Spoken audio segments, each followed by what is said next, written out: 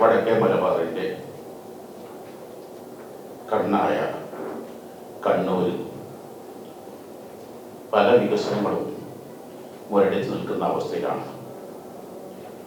കേരളത്തിൽ ഏറ്റവും കൂടുതൽ പ്രവാസികളുള്ള താലൂക്കിലൊന്നാണ് തലശ്ശേരി. ഏറ്റവും കൂടുതൽ പ്രവാസികളുള്ള ജില്ലകളിലൊന്നാണ് കണ്ണൂർ. കണ്ണൂർ, തലശ്ശേരി പല ലക്ഷക്കണക്കിന് പ്രവാസികൾ ആശ്രയിക്കുന്ന Kannur airport point of call പദവി ലഭിക്കാത്തത് കൊണ്ട് പല രാജ്യങ്ങളിൽ നിന്നും പല ഉയർന്ന എയറോക്രാഫ്റ്റുകൾക്കും എത്താൻ കഴിയുന്നില്ല. ഇവിടെ ഒന്നാമതായി ആവശ്യപ്പെടാനുള്ളത് കണ്ണൂർ എയർപോർട്ട് 4000 മീറ്ററായി റൺവേ വികസിപ്പിക്കാൻ പദ്ധതിയിട്ടെങ്കിലും ഫണ്ടില്ലെന്ന് പറഞ്ഞ് നടക്കാത്തത് കൊണ്ട്, അതുപോലെ തന്നെ പോയിന്റ് ഓഫ് കാൾ ലഭിക്കാത്തത് കൊണ്ട് കണ്ണൂർ എയർപോർട്ട് മുരടിച്ചു നിൽക്കുന്ന അവസ്ഥയിലാണ്. പണ്ട് കാലത്ത്, ബ്രിട്ടീഷ് ഭരണകാലത്ത് ഇന്ത്യയിൽ തന്നെ കറാച്ചി കഴിഞ്ഞാൽ ഏറ്റവും വലിയ തുറമുഖം കണ്ണൂർ തുറമുഖമായിരുന്നു. വലിയ വ്യവസായങ്ങളും വ്യാപാരങ്ങളും നടന്നത് കണ്ണൂർ തുറമുഖത്തിലൂടെയായിരുന്നു. ഇന്ന് ഇന്ത്യയിൽ തന്നെ 4ാമത്തെ എയർപോർട്ട് ആയി കണ്ണൂർ എയർപോർട്ടിനെ ഈ പോയിന്റ് ഓഫ് കാൾ ലഭിക്കലിലൂടെ 4000 മീറ്റർ റൺവേ വികസിക്കലിലൂടെ കഴിയുന്നതാണ്. രണ്ടാമത്തേത് പരിയാരം മെഡിക്കൽ കോളേജ് സർക്കാർ ഏറ്റെടുത്തെങ്കിലും സാധാരണക്കാരന് ഫലപ്രദമാകുന്ന പ്രാപ്യമാകുന്ന രൂപത്തിൽ വളർന്നിട്ടില്ല. അത് ഒന്നുകൂടി ഫാക്കൽറ്റീസുകളും ഡോക്ടേഴ്സും സൗകര്യങ്ങളും എക്യുപ്മെൻസും ടൂൾസുകളൊക്കെ കൂട്ടി സൗകര്യം വർദ്ധിപ്പിക്കണമെന്ന്. മൂന്നാമതായി വന്യജീവി ശല്യം മലയോര പ്രദേശം പല ഭാഗങ്ങളും നേരിട്ടുകൊണ്ടിരിക്കുകയാണ്. വന്യജീവികളെ സംരക്ഷിക്കണം, മനുഷ്യനെ അതിലേറെ സംരക്ഷിക്കണം. പലപ്പോഴും കാർഷിക വിളകൾ നശിപ്പിച്ച് കാർഷികർ കടക്കണിയിൽപ്പെട്ട് ആത്മഹത്യ ചെയ്യേണ്ട കർഷകർ നിരവധിയാണ്. ലോണെടുത്തും മറ്റും കാർഷിക മേഖലയിൽ പ്രവേശിച്ചു, വന്യജീവികൾ വന്നു, മുഴുവൻ നശിപ്പിച്ചു, കർഷകർ തകരുന്ന അവസ്ഥ. പലപ്പോഴും മനുഷ്യജീവന് വരെ ഭീഷണി ആകുന്നുണ്ട്. നാലാമതായി കണ്ണൂരിൻ്റെ പൈതൃകവും പാരമ്പര്യവുമായിരുന്ന കൈത്തറി പോലുള്ള പല കുടിൽ വ്യവസായങ്ങളും ഇന്ന് വേണ്ടത്ര ആനുകൂല്യങ്ങളില്ലാത്തത് കൊണ്ട് വിഷമിച്ചിരിക്കുകയാണ്. ഇവിടെ കേന്ദ്ര സംസ്ഥാന സർക്കാരുകൾ ഇടപെട്ട് കണ്ണൂരിൻ്റെ പഴയ പ്രൗഢിയും പ്രതാപവും നിലനിർത്താനും ശക്തിപ്പെടുത്താനും ശ്രമിക്കുക. അതെ, കേന്ദ്ര സംസ്ഥാന സർക്കാരുകളോട് ആവശ്യപ്പെടുക. ഇന്ന് കൃത്യം 5 മണിക്ക് സ്റ്റേജിൽ പരിപാടി ആരംഭിക്കും. രാത്രി 9 മണിക്ക് അവസാനിക്കും. 4 മണിക്ക് യാത്ര ആരംഭിക്കും. വെള്ളാപ്പള്ളി നടേശൻ നടത്തുന്ന ഈ പ്രസ്താവനകളൊക്കെ ശ്രദ്ധയിൽപ്പെട്ടിട്ടുണ്ട്. എന്താണ് അത്തരം പ്രസ്താവനകളോടുള്ള ഞങ്ങളുടെ നിലപാട്? ആർക്ക് കിട്ടിയില്ല എന്ന് പറയേണ്ടത് സർക്കാരാണ്. സർക്കാർ ഒരു ധവളപത്രം ഇറക്കണം. എത്രയാണ് ഇവിടെ ഓരോ സമുദായത്തിനും കിട്ടിയത്, എത്രയാണ് സ്ഥാപനങ്ങൾ എന്ന് സർക്കാർ ധവളപത്രം ഇറക്കണമെന്നാണ് ഞങ്ങളുടെ അഭിപ്രായം.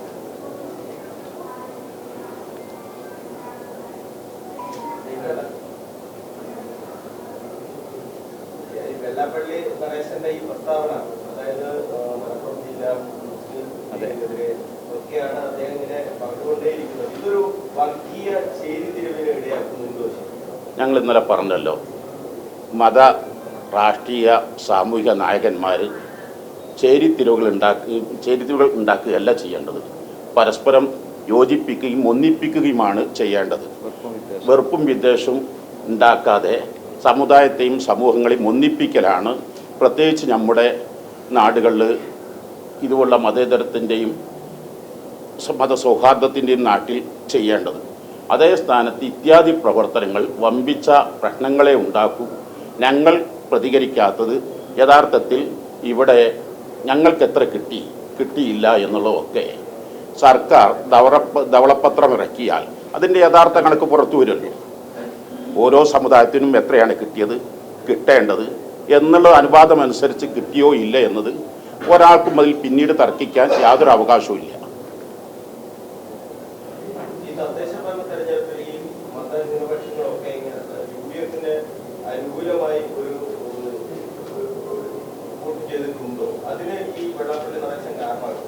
ഞങ്ങൾ ഒരു രാഷ്ട്രീയ പാർട്ടിയല്ല, ഞങ്ങൾ ഘടകകക്ഷിയല്ല. ഞങ്ങൾക്ക് വോട്ടുണ്ട്. ഞങ്ങളെ വോട്ട് ആർക്ക് ചെയ്യണമെന്നത് ഞങ്ങളുടേതായ ഒരു ലൈനുണ്ട്, അതിലൂടെ ഞങ്ങൾ അറിയിക്കാറുണ്ട്. അത് ഞങ്ങൾ പരസ്യപ്പെടുത്താറില്ല.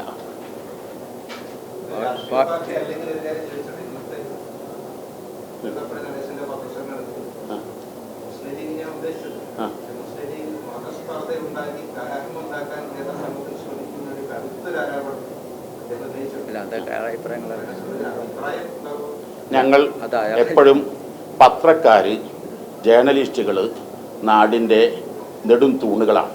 അവർ ആരാണെങ്കിലും ശരി, ഏത് വിഭാഗമാണെങ്കിലും ശരി, അവരെ ആക്ഷേപിക്കുന്നതും കുറ്റപ്പെടുത്തുന്നതും ശരിയല്ല എന്ന് ഞങ്ങൾ വിശ്വസിക്കുന്നു. ഏത് പത്രപ്രവർത്തകനാണെങ്കിലും ഏത് മതവിഭാഗമാണെങ്കിലും പത്രപ്രവർത്തകൻ ജുഡീഷ്യറി, ലെജിസ്ലേറ്റീവ്, എക്സിക്യൂട്ടീവ് കഴിഞ്ഞാൽ ഡെമോക്രാറ്റിക് കൺട്രിയിൽ ഏറ്റവും നാലാം തൂണാണ് ജേർണലിസം. അപ്പോൾ പത്രപ്രവർത്തകരെ മാന്യമായി പെരുമാറണം. അത് എല്ലാ വിഭാഗത്തോടും ഞങ്ങൾക്ക് പറയാനുള്ളതാണ്. പക്ഷേ ഞങ്ങൾ ആരുദ്ദേശിച്ചാലും ഉദ്ദേശിച്ചില്ലെങ്കിലും ഞങ്ങൾക്ക് പറയാനുള്ളത് ഒരു പത്രപ്രവർത്തകരോട് അങ്ങനെ ചെയ്ത് ശരിയായില്ല.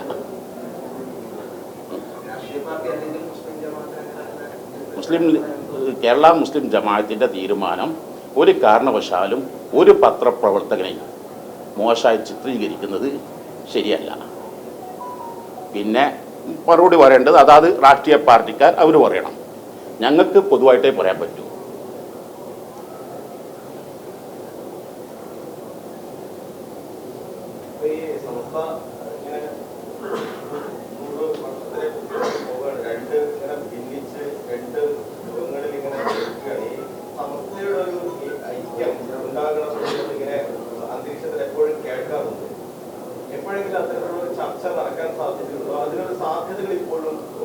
പല പ്രാവശ്യം നടന്നിട്ടുണ്ട്, ഇനിയും നടക്കും.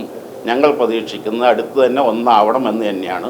ഞങ്ങളുടെ നേതൃത്വം ഇന്ത്യൻ ഗ്രാൻഡ് മുഫ്തി സുൽത്താൻ ഉമർ കാന്തപുർ ഉസ്താദ് പല കാലങ്ങളായി തുടങ്ങിയ കാലം തൊട്ടേ ഇത് ആവർത്തിച്ച് പറയുന്നതാണ്. ഞങ്ങൾക്ക് ഇന്ന കാലം വരെ തടസ്സങ്ങൾ ഉണ്ടായിട്ടില്ല. അത് വലിയ ഒരു സംവിധാനങ്ങളാണല്ലോ. ഈ വലിയ സംവിധാനങ്ങൾ യാഥാർത്ഥ്യമായിട്ട് വരണമെങ്കിൽ വഴിമുട്ടിയെ പറയാം. വലിയ സംവിധാനങ്ങളാണ്.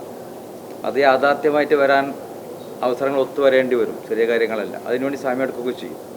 നേരത്തെ കുറേ ചർച്ചകൾ നടന്നതാണ്. ആ ചർച്ചകളുടെ ഒന്നും പര്യവസാനിച്ചിട്ടില്ല. കുറച്ചും ചർച്ച തുടരേണ്ടി വരും. അങ്ങനെ അത് ഘട്ടം ഘട്ടമായിട്ട് വരുന്നൊരു കാര്യമാണ്. അല്ലാതെ അടഞ്ഞു പോയിട്ടുമില്ല. മുമ്പത്തെ അപേക്ഷിച്ചിട്ട് എത്രയോ കുറഞ്ഞ് വന്നിട്ടുണ്ട്. അകലം കുറഞ്ഞ് അടുത്തെത്തിയിട്ടുണ്ടെന്ന് ഞങ്ങൾ വിശ്വസിക്കുന്നത്. അടുത്ത കാലത്ത് തന്നെ ഐക്യം ഉണ്ടാവുമെന്ന് ഞങ്ങളുടെ വിശ്വാസം. ഉണ്ടാവണമെന്നുമാണ് ഞങ്ങളുടെ ആഗ്രഹവും പ്രാർത്ഥനയും. ആകണം എന്നാണ് ഞങ്ങളുടെ ആഗ്രഹവും പ്രാർത്ഥനയും.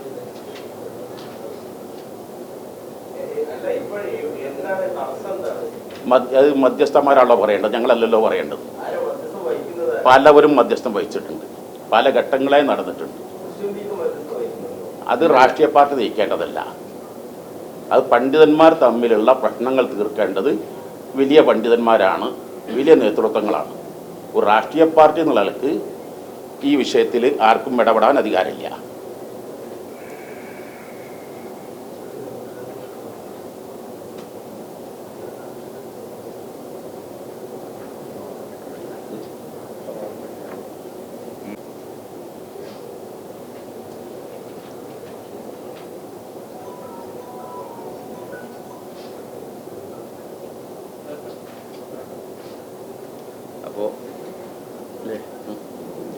നമ്മളെ വൈകുന്നേരം നടക്കുന്ന സമ്മേളനം, കേരളത്തിലൂടെ പരിപാടികൾ, ഇതിന് മുമ്പ് നടക്കുന്ന പരേഡ്, എല്ലാ പരിപാടികളിലും നിങ്ങളുടെയൊക്കെ സാന്നിധ്യം ഉണ്ടാകണം. കേരളയാത്രയുടെ അവസാനം നിങ്ങളുടെയൊക്കെ സഹകരണങ്ങൾ ഉണ്ടാകണം. നമ്മൾ ഉന്നയിച്ച ഈ വലിയ ആവശ്യങ്ങൾ സർക്കാരിന് ഉന്നയിക്കുന്നതാണെങ്കിലും അതിൻ്റെ പിന്നിൽ ജനങ്ങളും എല്ലാ ജനങ്ങളും ഉണ്ടാകണം. അപ്പം മീഡിയകളും വാർത്തകളൊക്കെ ഉണ്ടാകണം. നിങ്ങളൊക്കെ ഒന്നിച്ചുള്ളൊരു മുന്നേറ്റത്തിലൂടെയാണ് ഈ കണ്ണൂരിൻ്റെ വിഷയങ്ങളെ പരിഹരിക്കാൻ സാധിക്കുക. അതിലേക്ക് നിങ്ങളുടെയൊക്കെ സഹകരണം, സഹായം പ്രത്യേകം അഭ്യർത്ഥിക്കുകയാണ്. ഇന്നലത്തെ ഉദ്ഘാടന സമ്മേളനങ്ങൾ ശ്രദ്ധിച്ചു കാണുമല്ലോ. യാത്രയല്ല, തുടക്കം തന്നെ ഒരു പ്രവാഹമായാണ് ഞങ്ങൾക്ക് അനുഭവപ്പെട്ടത്. ഓക്കെ, ഈ അതിനകത്തൊരു വ്യക്തത, ഈ വെള്ളാപ്പള്ളി നടേശൻ പറയുന്ന പല കാര്യങ്ങളും അത് നമ്മുടെ സമൂഹത്തിനകത്ത് വലിയ തരത്തിൽ ഡിവിഷനാണ് ഉണ്ടാക്കിക്കൊണ്ടിരിക്കുന്നത്. അതിനകത്തൊരു വ്യക്തമായിട്ട് കാര്യം പറഞ്ഞത് നമ്മൾ ചോദിക്കുമ്പോൾ മറ്റു വിഷയത്തിലേക്കാണ് മറുപടിയായിട്ട് വന്നത്. വെള്ളാപ്പള്ളി ഇത്തരത്തിലൊരു നാക്കിനെ അത് നമ്മുടെ സമൂഹത്തിൽ വലിയ തരത്തിൽ ഡിവിഷൻ ഉണ്ടാക്കുന്നില്ല, വിഭാഗ്യത വലിയ തരത്തിൽ ഉണ്ടാക്കുന്നില്ല എന്നതാണ് നമ്മുടെ ചോദ്യം. വിഭാഗീയതയും വർഗീയതയും വിദ്വേഷവും വൈരാഗ്യം ഉണ്ടാക്കുന്നവർ ഒറ്റപ്പെട്ടതല്ലാതെ അവർ വളർന്ന അനുഭവം നമ്മുടെ കേരളത്തിൽ ഉണ്ടായിട്ടില്ല എന്നാണ് ഞങ്ങൾ വിശ്വസിക്കുന്നത്. അതാരാണെങ്കിലും അവസാനിപ്പിച്ചേ പറ്റൂ. അല്ല, ഞങ്ങളുടെ പ്രസ്ഥാനത്തിൻ്റെ പോളിസി ഞങ്ങളുടെ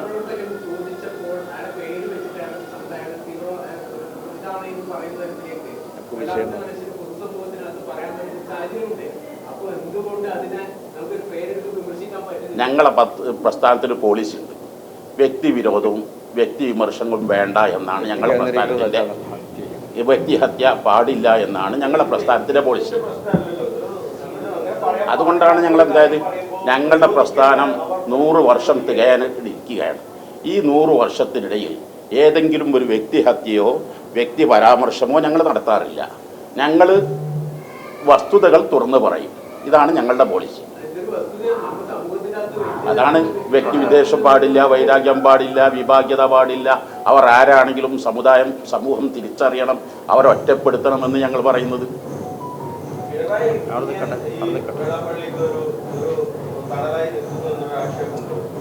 അത് രാഷ്ട്രീയ പാർട്ടിക്കാർക്ക് അവരാണ് തീരുമാനിക്കേണ്ടത്. ഞങ്ങളല്ലല്ലോ അത് തീരുമാനിക്കേണ്ടത്. അത് ഞങ്ങൾക്കറിയില്ല, അത് അവരാണ് പറയേണ്ടത്. എൻ്റെ ഊർജ്ജം എന്തെന്നല്ലേ എനിക്ക് പറയാൻ പറ്റുള്ളൂ.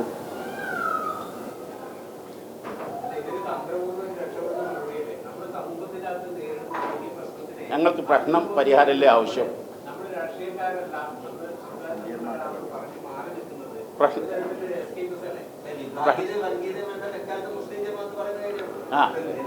അതുകൊണ്ടാണ് മുസ്ലിം ജമാഅത്തിനെ സംബന്ധിച്ചിടത്തോളം ഇന്ന് പോലും ഒരു മൈനസ് പോയിന്റ് ആർക്കും പറയാൻ ആർക്കും കഴിയില്ല.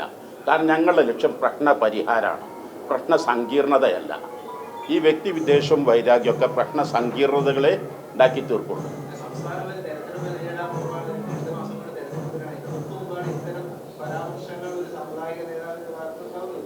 അതിനെല്ലാം രാഷ്ട്രീയക്കാരാണ് തെരഞ്ഞെടുപ്പ് നേരിടേണ്ടവരും മറുപടി പറയേണ്ടവരും രാഷ്ട്രീയക്കാരാണ്.